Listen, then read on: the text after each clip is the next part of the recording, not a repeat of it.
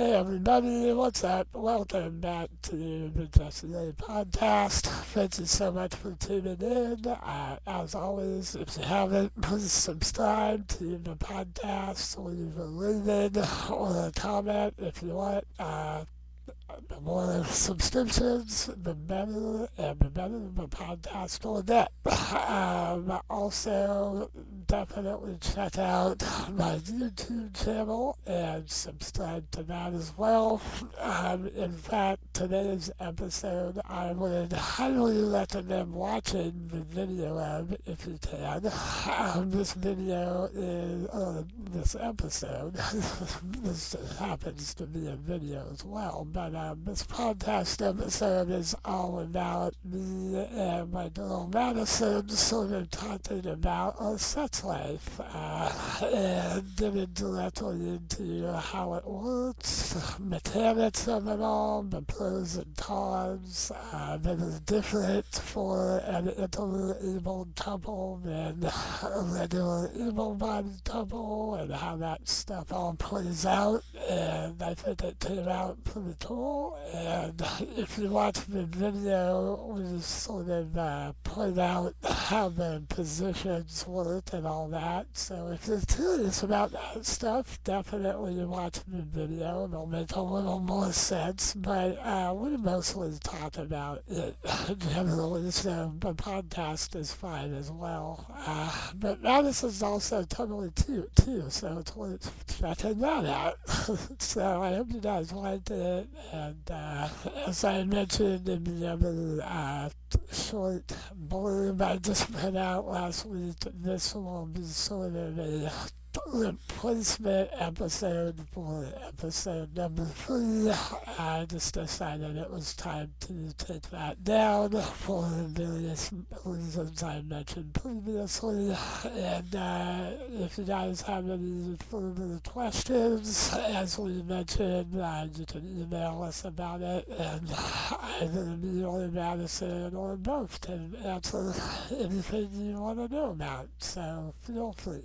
And I hope you guys did it. I think it came out pretty cool. Alright, I will see you guys next time around. Hey guys, what's up? Welcome back to the Just Today podcast. I'm here with my awesome girl Madison, one of the coolest girls around. And I've known Madison for that was 7 years, and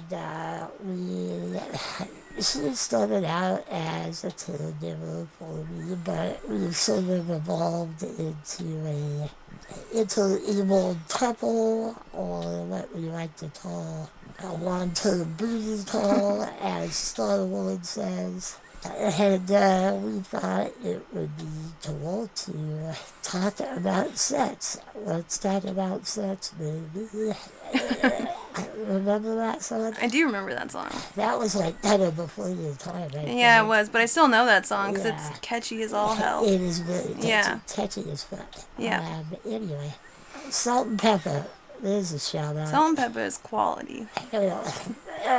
Anyway, yeah, and the reason we're doing it is because people often have a lot of misconceptions and a lot of ideas about disabled people and sex in particular, and it's, I think it's that way maybe because there just aren't that many disabled people talking about it, and also there hasn't been a lot of representation for disabled people in movies and TV, and that's kind of a bummer because I kind of feel like minorities are never really kind of accepted until they become part of pop culture normalcy. Like when you start seeing, sitcoms about disabled people, and there have been a couple, but not a lot, but when that becomes more normal and there's ads about them and stuff. I feel like a lot of the disabled people that are, like, in media,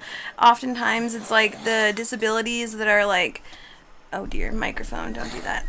The disabilities that are, like, considered typically, like, why are you doing this? It's okay. Microphone, I hate you. That are considered typically more like pretty or like aesthetically like pleasing, like, oh, like someone with like autism, like the show like Atypical or whatever, like he's like a relatively like typical looking dude, like, yeah, and it's like more of just like a mental thing, or like The Good Doctor, which both of those shows I fucking love, by the way, but yeah, like they both are like pretty like standard, like yeah, and they conventionally attractive type people. body types. Yeah, Like they don't. Yeah, they don't have. weird. Yeah, they don't have like unusual appearances about them, even if like they're neurotypically divergent or whatever. And so, because of that lack of representation, then people have all these misconceptions, and oftentimes disabled people are like infantilized because they're not necessarily able to do all the things for themselves that like the average bear would be able to. So they need help and assistance in certain things. So people think of that, associate that with like children or weaker people. Really dumb. And so then they think of disabled people, like they infantilize them and think of them as children. And then they're like, children having sex? No, that is bad, which that is bad. But disabled people aren't children, and they're adults, and they can have sex, and they do have sex, and they should do that, assuming that they want to do that. And that should be like a chill thing that people like don't get grossed out by or don't avoid thinking about, because everybody does it, or most people do it. And and if you don't see someone as sexual, you're really dehumanizing them and not giving them the, like, it's like a normal part of their life. So well, I feel like you don't necessarily have to see everyone as sexual, but you have to like allow everyone to be seen as sexual, exactly. Like some people like don't want to be seen as sexual, but you're giving them like the opportunity and the option to like choose how they want to be seen. Totally. And like if they do want to be seen as sexual, then you're like, yeah, that's all you. But if they don't, then you're like, okay, you don't have to be sexualized, because you don't want to. Everyone doesn't need to be sexualized all the time. Obviously, there's a time and a place. I've always been down with the idea of throwing my sexuality in people's faces. Well, there you go. Because I don't know, I'm just sort of comfortable with it, and I also don't like the fact that disabled people are desexualized, and the whole body type thing is partly why I do my podcast with my shirt off. Also, just you always have your shirt off. Well, yeah, I was about to say it's also because it's a pain in the ass to change shirts, but also I just think it's good for people to get used to different body types, and I happen to think I'm hot and sexy, despite or even with a body like mine, so there you go. So deal with that. Yeah, Society. and also I think just part of the problem is, especially if you're severely physically disabled, you might have had to sort of be in a more clinical medical environment a lot of your life, like especially if you didn't get to live at home, if you didn't go to public school, like I did. I was really lucky with all that stuff, and that's been part of that is because my mom fought really hard to make that happen. One of the main reasons my mom's so badass. Your mom is really badass. But stupid voice. Anyway, come on, boys, figure this all out. There we go.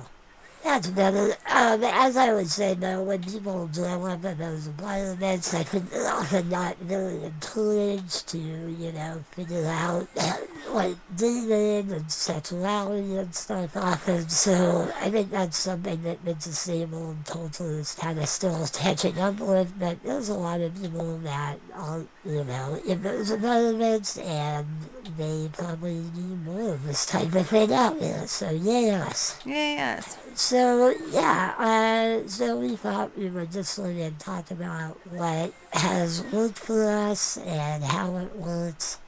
And we'll get into the like specifics of mechanics kind of at the end, just kind of like pointing some stuff out. But in the meantime, I wanted to sort of go over the pros and cons.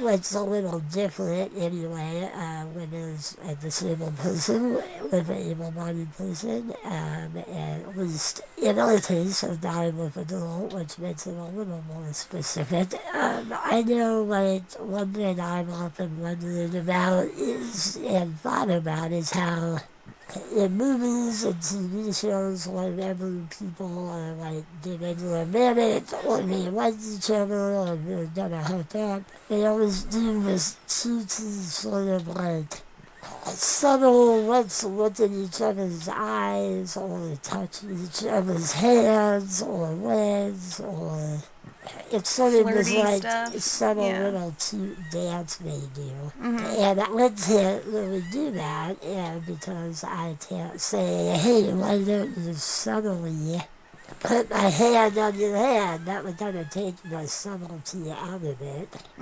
Push my trigger, I thought you meant it squeezed it on me. I noticed. That's fine. And so I just wondered, like, it was me saying, like, just straight up, hey, I like you, let's fool around. Was that sort of a different way to do that? Was it unusual at all, or was it fine, or what? Well, I mean, yeah, I guess it's definitely unusual to a degree because, yeah, a lot of times there is that whole, like, dance, flirty thing of, like, making eyes at each other and then, you know, like, ooh, who's gonna touch who first? What's happening? Like, are they into me? And there's, like, excitement in that, but there's also a fair amount of, like, confusion and anxiety and stress worrying about, like, oh, wait, does this person actually reciprocate my feelings? Or, like, am I totally misinterpreting what's happening? Like, what's gonna happen next? Are they gonna make a move first? Or am I gonna have to do it? Or, like, do I want to do it? And how is that gonna go down? Blah, blah, blah. Always anxiety, well, I mean, I feel like with a lot of people, there's, like, maybe not anxiety, but, like, nervousness, you know? Like, and it can be, like, good nervousness, like, oh, butterflies and stuff, but, like, there's still, like, a fair amount of, like, oh, shit, my hands are clammy, and especially when you're, like, younger, and obviously, like, going through puberty and stuff, it's, like, times 300, because you're like, hormones, and what is happening, but as you get older, it's, like, slightly less so, but, like, still to a degree, it's, like, oh, shit, I keep thinking of the lyrics to the fucking, like, knees weak, arms are heavy, there's vomit on a sweater already, mom's spaghetti. But it's just like that. It's like as if you're Rabbit from fucking 8 Mile, but not really at all. And but so I just fitted up the mom's spaghetti. Oh, that's so good. But okay, where was I going? Oh yeah, so there's like a fair amount of nervousness and blah blah blah, and you don't really know what's gonna happen, and so in some ways that's a good thing, but in other ways it can lead to a lot of like miscommunication and misinterpretation, and like basically like if someone makes a move and you don't really talk about it beforehand, and then you're like, now I have to reject you mid move, and that's awkward. Or if like, so maybe I just won't reject you too, that, and that's when icky. You actually want to.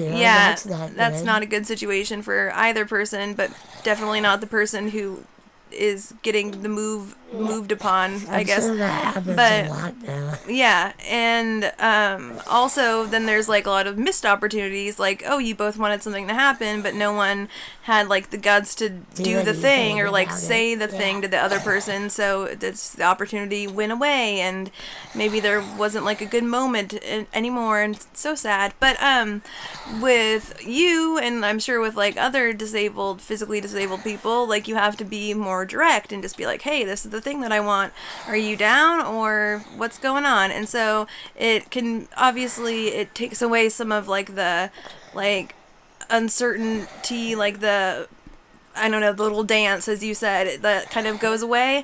But the spontaneity too. Yeah, the spontaneity, but in a lot of ways it can be like a good thing, because then you don't have all that bad shit that can happen, like the miscommunication and the misinterpretation and the missed opportunities. And unless, of course, the person doesn't have like the courage to actually ask, then obviously that's a missed opportunity as well. But assuming that the person goes ahead and actually says something, then you can just say like, oh yeah, I am down, and then you don't have to worry about missing out. Or if you're not down, then because the person had like the guts to just come out right and say what they're feeling, then maybe it's the like environment is more open and conducive to you saying like, actually I'm not down, sorry. And as opposed to them just like fucking like coming at you trying to kiss you, and then you have to be like, what, no. Like that's a lot more uncomfortable than just being like, no thanks, I'd rather not do that. And like, okay, now we're moving on. And like, yeah, it might be awkward, but like worst case scenario, someone just says no, and then it's kind of awkward, and then you leave the room, or you don't leave the room and you just deal with it, and then it goes away, because awkwardness will go away eventually. So it's like you might as well like try, and at least you're not just like coming at them all handsy and stuff like normal abled or like averagely abled people, and then you're kind of a gross person who's like, I don't know, doing gross things and not asking for consent. So lot of clear consent and communication. That's one advantage, is you get consent dealt with pretty openly and right off the bat. I mean, I know for me, when I was younger especially, I think it was sort of difficult for me to come out and say that. I would say even like in high school and college to a degree, I don't feel like I really got super confident in my sexuality until I was sort of in my, I don't know, late 20s, early 30s, and I think there's a few reasons for that. I think one of them is that I was just stared at a lot, so I had a lot of like esteem, body issues, and I just assumed that like most girls wouldn't have been interested in it, which was probably kind of dumb, because probably a lot of more than would have been, than I thought, so there's that. But also, I never really, I wonder why it was so kind of scary, and now looking back, maybe it's because I never really thought about the fact that, like, the average person could just like do the dance and like the foot thing, and I couldn't do that, so I had to like say it so it was a lot scarier. But eventually I totally got over that, and I came to the conclusion that I was hot and attractive, and that helps a lot. Just being confident is key for everybody and makes you more attractive, and also I just sort of was like, I'm just going to ask the girl if I'm interested. And if she says no, it's not the end of the world. And the more practice I had about that, then the less big deal it did become. So I feel like I would just encourage other disabled people out there to not be scared and don't feel like just because you look different that it's a big deal, and that other people are going to write you off or be like closed out, because I think a lot less people are, especially these days, and I think more and more people are actually probably even curious to some extent. Yeah, I feel like, obviously, I'm sure when you were like younger and stuff and being worried about that, like that was shitty, but like having to like go through that and stuff probably built like a fair amount of good like kind of muscle memory type thing, like of like good habits of like being like, okay, I've had to just go up and ask someone if they're into me like a million times, so now it's like not a big deal, and now now I can do it easily and no worries, where like even a lot of like old like people, not old, but like people my age and stuff, like not just teenagers, like can't even like imagine just like asking someone outright like, hey, do you want to like dance, or do you want to go on a date, or do you want to hook up? It's like all just like, oh, let's like text about it and like hang out, whatever the fuck that means, and not be direct, and not just be like, hey, let's go on a romantic encounter or date or whatever, which only not like that. But directness is good, and I think able-bodied people should probably practice it a little more. So communication is key. Yep.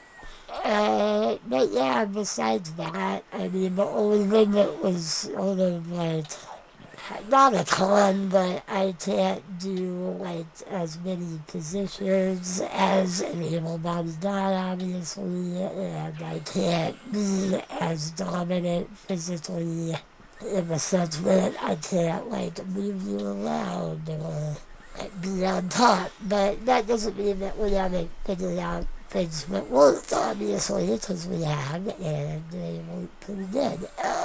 So I guess now I'll just ask you, like, how would you say things will work for us best? Like, I mean, but like, what do you think is work best between, like, say, well, you going down on me is like totally easy and isn't that hard to guys are pretty easy to turn on. Self-explanatory, yeah. As everybody knows, a little more than women in general, but that's also just kind of a dumb generality and not always the case. But, like, between, say, me going down on you and us having sex, because those are the main things we do.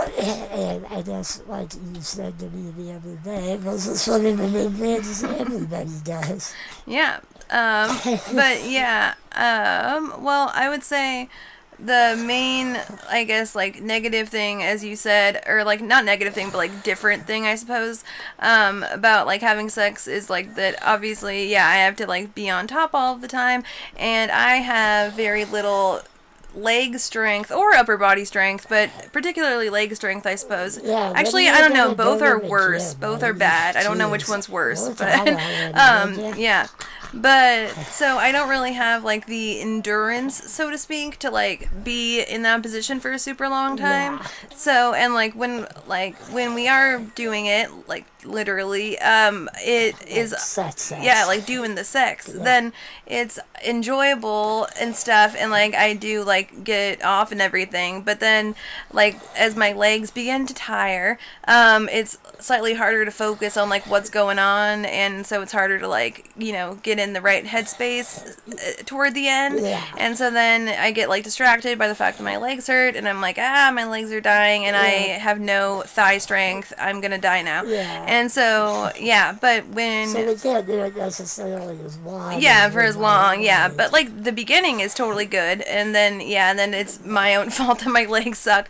But when you're going down on me, I am in, as we will demonstrate later, not literally demonstrate, but like point out and whatever, and demonstrate the mechanics to kind of get rid of some of those stigmas and whatnot, and to appease people's curiosity, I'm sure.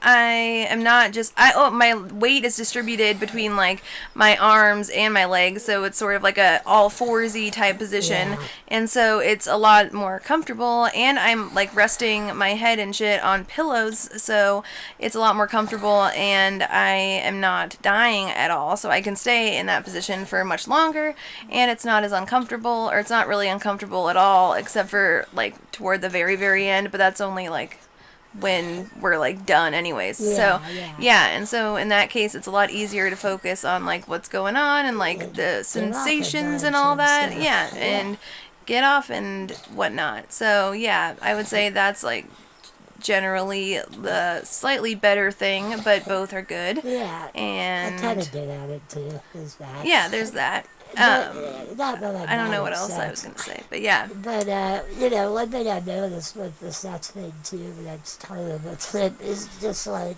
even though I can't move a whole lot, like you're able to pick up a lot of like the sort of messages I'm sending you, as far as like the vibes. Trying to go fast and slow, or hard and soft, or like just the kind of energy I'm sending you. And I'm always kind of amazed by how much of you, like how much you're able to pick up on, even though I can't move around a whole lot. And I guess that just goes to show how a lot of it is mental and has a lot to do with vibes and stuff. And I would also just recommend to disabled people that like besides, your actual physicality of movements, there's a lot you can do as far as just like continuity or like stuff like that. Anything you can come up with to like make it more interesting or make it more unique. So there's lots of ways to do that, and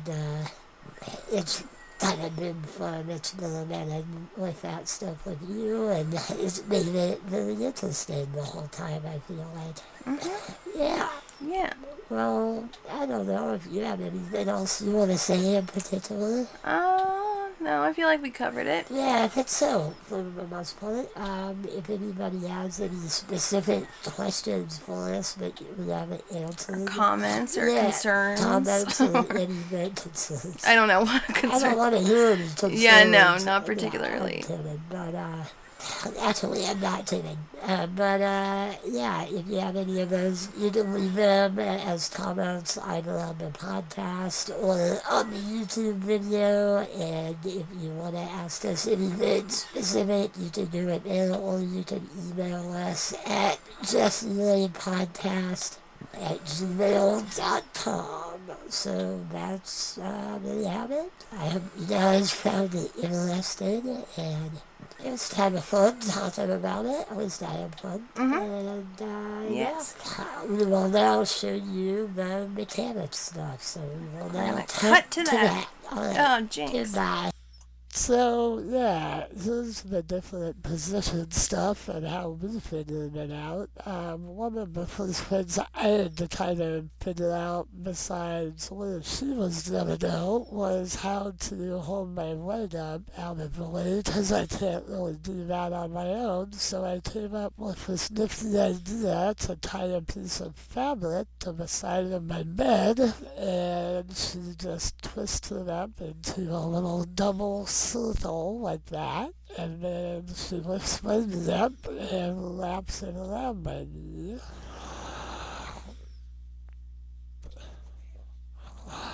There you go, like that, and then my legs are apart, and that makes it a lot easier for her to get between them, and she does show sort of like I guess it's what they call the cowgirl position when you're on top, but in this case you kind of have to go sideways because my legs don't straighten out. So if you can kind of imagine one of her foot, her right foot goes where her, right hand is, no, that's her left foot, where her right hand is, and then her left foot goes where her other hand is. Yeah, facing sort of like the opposite of the way she's facing now, and then my knee is sort of like where her stomach is, and her butt's sort of where this one is, if that makes sense. And that works pretty well for that. And then I'll put my lid back down and just explain the going down on me position, going down on you. I said that last time, by accident too. Going down on you position is basically you put a bunch of pillows where my legs are so that you have something to kind of lean forward onto, and then you get sort of like in a doggy style position with your butt towards my face, and then her knees sort of go on each side of my chest where my armpits are, which you can kind of imagine there, and then my hands are up above that, so her legs are kind of going up over my hands, and that works really well. So, give that a try, peeps. But yeah, that's the basic mechanics, and then her going down on me is very easy. She just sits down at the end of the bed, as you might imagine. And those are the main ones. So thanks for watching, thanks for listening, I hope it was informative. Lean down, say goodbye, Madison. Thanks for watching.